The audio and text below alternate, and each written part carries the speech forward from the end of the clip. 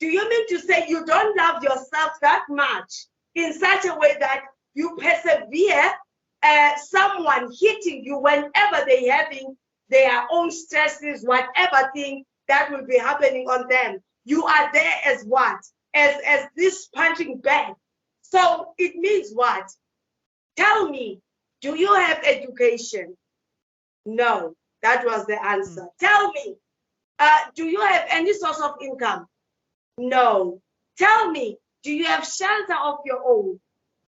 Well, it's my husband's house. But my question is it not supposed to be her house also? Because she's the one that builds. When a man goes to work, she's the one that is left behind to grow children, to make sure that everything is flourishing. You know, she has worked her butt off to make everything to be okay at home. And then the man will be coming back from the mines or wherever where he's working, getting his household in order. Who was keeping it in order? Then at the end of the day, when the man is feeling the way he feels, he can chuck this woman out. Is it fair? I don't think so. Then the new school was saying, I know my rights. No man can do that nonsense to me. You know, and this, I think it's another chapter for another day, because even when it comes to women alone, the way they see this thing of gender-based violence, it is totally different. You take the old school and the new school and the middle school, you will find that these three classes, they are not seeing eye to eye, even though this is happening to them. So, you know, coming to your book without stripping away from what we are all about, this book of Better Life for All, the inequality. There is a book that I recently read. It's about the inequality in South Africa also. It was written by I think it's Telebranch, that's his surname, but I forgot his name. He's a Boer. So he wrote the ways that the corruption has, you know, starting from the days of Mandela and all of that. He's putting it in a political way, all right? And you can clearly see that, hey, we are still far from being free, even though we are saying we are free. Then we need to go and revisit the word freedom.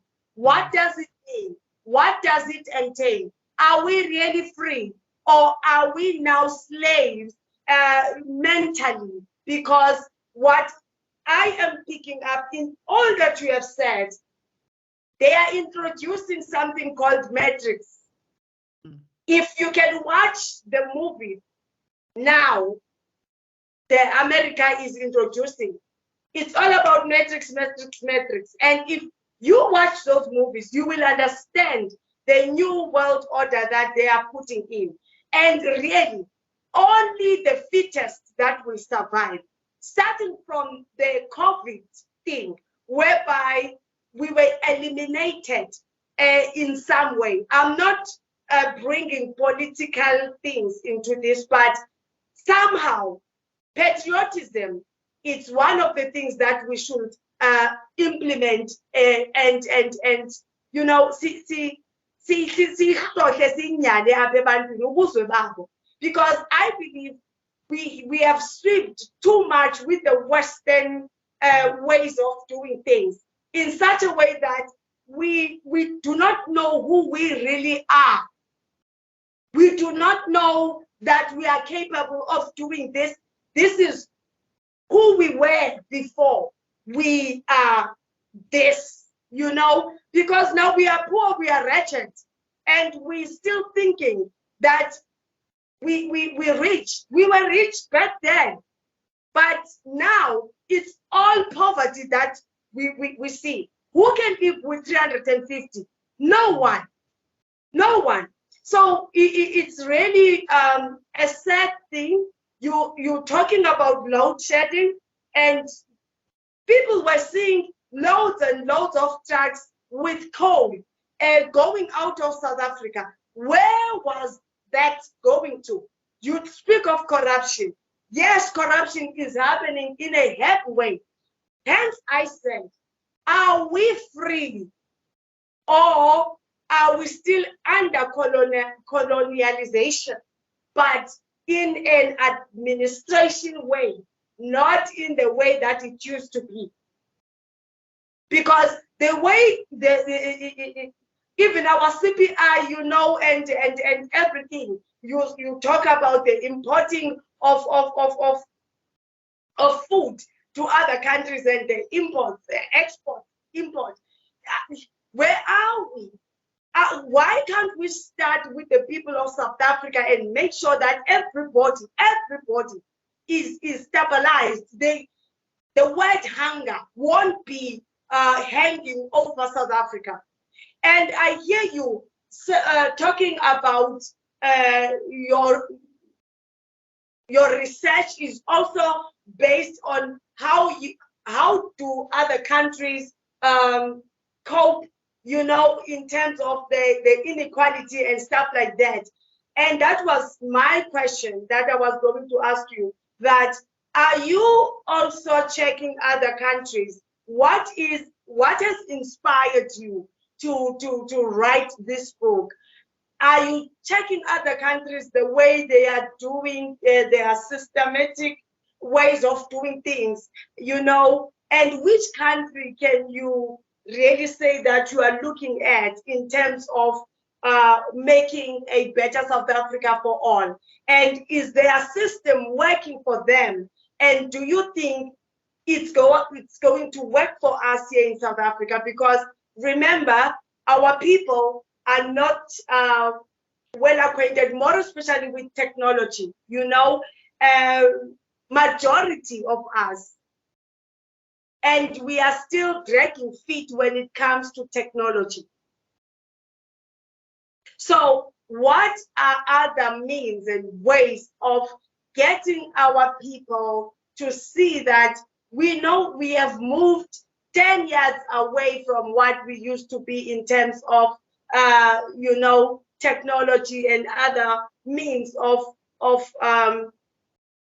doing things, you know? Mm-hmm. What can you say all of this that there's many things that I have mentioned here. You can just take the ones that you want to take and then go continue with them. Yeah. Maybe let me start with the first one. We cannot claim to have freedom when we do not have economic freedom. Because to me, economic freedom is the one even that supersedes the political freedom. Because if we're talking about economic freedom, we're talking about reduction of poverty, we're talking about fighting hunger, we're talking about employment, we're talking about investment. That's what I mean when I talk about economic freedom. And yes. And because we still have a crisis around that. If, as I said, currently South Africa has about 45% unemployment as we speak. It means we have a problem and we cannot claim to be free. I talk about the rate of crime that has increased. In PE, almost every day you get to hear that someone's car has been hijacked. Yes. Every day. And that is a direct consequence of unemployment and poverty. Obviously, we cannot claim to be free when people are dying every day, when breadwinners are dying every day, when people who are working and contribute to the gross domestic product are killed every day. They cannot be they cannot be economic freedom. Again, the other issue is in relation to, as I said, the economic policies. We need to review our economic policies. We need to ask ourselves that the economic policies that we have, Are we talking about the economic policies that just lying there in the shelves? Are we talking about economic policies that are changing the lives of the citizens? And that's what we ought to ask ourselves. The government, the political principles that we have, can we claim to have achieved something when unemployment is increasing, when rate of crime is increasing, and as I said earlier on, we were speaking about BEE as one of the economic policies. Is BE working for us? Is BE improving the lives of the people? Yeah. Then my book is based on United Nations resolution. Remember, South Africa is part of United Nations. United Nations is trying to encourage global investment. But as I said in my book, we ought to ensure about political stability, because no investor will come would want to be willing and invest in a country where there is political instability. Yes. So we ought to ensure that we sort of look beyond our party politics. Currently, we've got infights within the ruling party. We've got infights between the ruling party and the opposition parties. And I'm challenging them to be saying that, can we put the interest of the country before the interest of the political parties? Both political parties come and go, but the society is there. Yes. You see, and as we voted our political rep, the aspiration, it was a clear mandate to say that we want our lives to change for better. Yes. And as I'm saying again, looking at the other countries around the issue of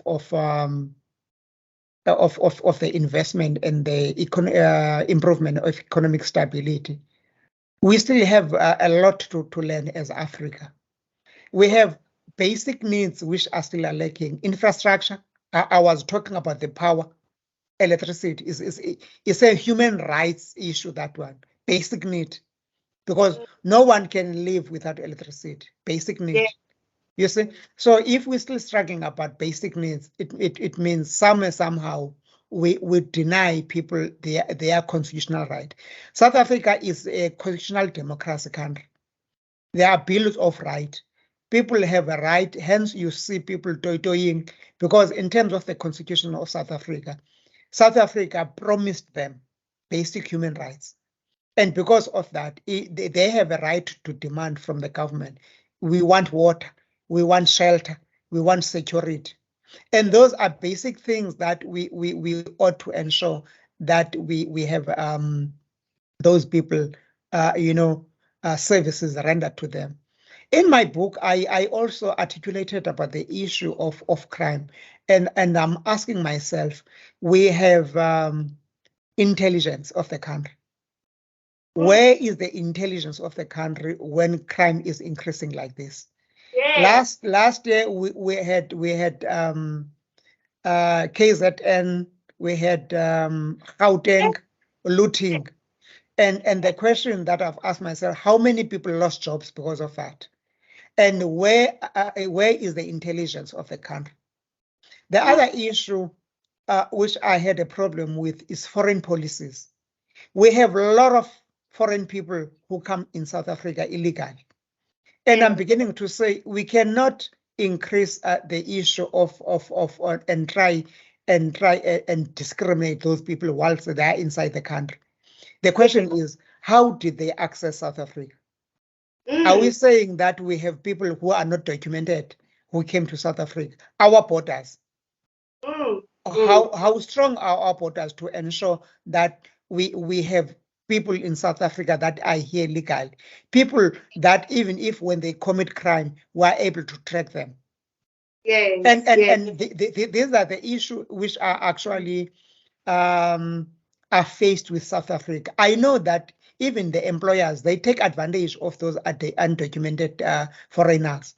Hence, you see in the truck industry, garages lately, even with supermarket currently, majority of the people that are appointed there are foreign people, and most cases undocumented. And it is because the employers would want to have cheap labor. And Yes. you compare, yes, you compare that against South Africans that are unemployed. And this is why now there is a friction between foreigners and South African, which is something which could have been prevented. Because in these neighboring countries, South African cannot go there undocumented and be given priority in terms of their jobs. So I think this is where I'm saying in my books, in my second book, let's go back basis. Where did we go wrong? Yes. Here's a situation, and how do we ensure that we improve the current situation for making the better life for all? So those are part of the content that I've articulated in my book to say South African and wherever we are, we've got civil society. Civil society have got a responsibility as vanguard of the communities to ensure that there's good governance in all these departments. I know that Black Search is one of those civil society that will challenge the government. And I'm saying there comes a time if political parties are not coming to the party, civil society have to play a role in ensuring that there's transparency, there's accountability, there's good governance, and this is how we can make our government to be accountable. Tell me now, Kwashu, where does the public protector come in when it comes to cases like these ones, where things are being misused and all of that, because there are many things that we can pinpoint and say that department has done this, because there's corruption in all of them. But you will find that the public protector will just, it's out of 10 or 20, they will just pinpoint one or two, or two cases that where corruption, blah, blah, blah. But what about the rest? What is the public protection is there for if they are not going to protect the public then? Yeah, look, public protector's role to me is reactive. Because in most cases, they follow up cases where fraud and crime is already committed. And in most cases, they investigate after the crime has been committed. And somehow we should be able to say, how do we prevent fraud not to happen? Because in some cases, we even battle to retrieve and reclaim the money that has been misappropriated. You see, and yes, Not been reinvest as people of South Africa from the money that Zuma benefited. Instead, it's still under carpet. Exactly. You see, so hence I'm saying, and then again, I always hear them complaining about budget, where it's not able to sort of make them to be able to exercise their constitutional mandate. But as I'm saying, to me, the basic thing is to ensure that we have as many as possible monitoring mechanism to ensure that the government is transparent, the government is accountable for each and every, starting from the local government up to the national government. You see, because we cannot have a situation where fraud is so vibe to an extent that it becomes a culture. You see, it is a culture. In South Africa, it is a culture. So, Kwashu, I'm not going to hold you for long because we have spent too much time already. But your book is one of a kind. And people of South Africa and abroad, this is the book that you can buy, because there are many other South Africans out there globally, this book will go to all the major stores, because multi-marketing is one of the best publishers that will take your books into all the major platforms, you know, major stores, and also on Amazon, you know. So Dr. Gola has done a wonderful, tremendous job, you know, where he finds means and ways where we can benefit as South Africans on the easier ways of living, you know, and regain who we are and regain what I'm trying to, you know, he's bringing sustainability to people. You know that things are not going to be here today and tomorrow they are gone. So let us buy this book. And for you that doesn't understand English, I think it will be best if you can just let another person interpret for you. I think, Dr. Gola, you will have a book where it is written in our own language, because your book is very important to the people, to the masses of the world, and also locally, South Africa, you know, local is lekker, they say it. So we want it in our own language as well, so that even though they understand the way forward. So we thank you once again for being with us on the show, even though it was a bit of a struggle, but we thank you for your patience, and no wonder you are, you know, you are having all these milestones. It is because of your patience and the eagerness and determination of doing something. You know, you are doing it for us here on Let's Talk It Out. We will take you any day of the time, you know, it doesn't matter when, because we know we're going to get the best out of them all. 1 in a million, you know, you are that jewel for South Africa and to the masses of the world. Thank you so much, Dr. Gola. Any last words? And I would love to thank the woman who is the engine behind you, the Imbogodo, as witnessment, because we might see you as a man that is, you know, having all this milestone and all of that, but without your spouse, your wife, your children, your immediate family, and your relatives and the extended family, you know, but I'm talking about your wife, the one that is experiencing all your stresses, your frustration, this and that, you know, and your children who will be doing coffee in the middle of the night, that is not sleeping, he's thinking about this and that, you know. So we need to see your family at one time, you know, and you will see that.